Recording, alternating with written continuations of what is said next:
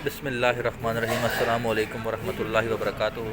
जनाब, आज हम आपको नाश्ते की छोटी सी वीडियो दिखाते हैं। मेरे साथ है जुल्फ़कारा जो है ना वो चने और ये चाय और ये कोई हलवे का हमने पीस इस तरह काटा हुआ है, अच्छा अच्छा करके इसको इधर रखते हैं। ये देखें, और ये भी हलवा है इसके साथ जुल्फ़ार। और ये है हमारे पास आलू वाला पराठा, ये भी पराठा। अभी हमें जुल्फ़कार जो है वो आलू वाले पराठे का टेस्ट करके बताएंगे।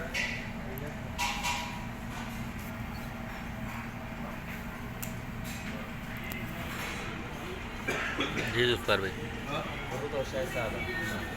सही है।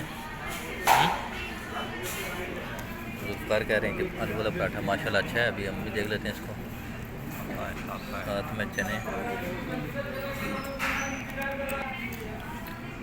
ये होटल जो है जो इस पे आलू वाला पराठा तो मुझे भी पसंद आया बड़ा, इसका टेस्ट अच्छा है।